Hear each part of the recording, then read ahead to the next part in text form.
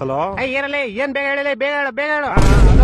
ಮಜಾ ಸ್ವಲ್ಪ ಏನ್ ಹೇಳ ಬೇಗ ಹೇಳ ನಂಗೆ ಬಿಸಿ ನೀನ್ ತುಂಬಾ ಬಿಸಿ ಹೇಳಲೇ ಹಾ ಬಿಸಿನಾ ಅಂತ ಕೆಲ್ಸ ಎಲ್ಲ ಮಾಡ್ತಿದ್ಯಾ ರೇ 10 ನಿಮಿಷದಿಂದ ನಂಗೆ ಬೆನ್ ಕರಿತೈತೆ ಹಾ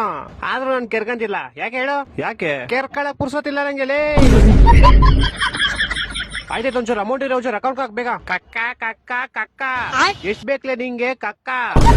ಕಕ್ಕ ಆಗಲೇ BSDK ರೊಕ್ಕ ಅದು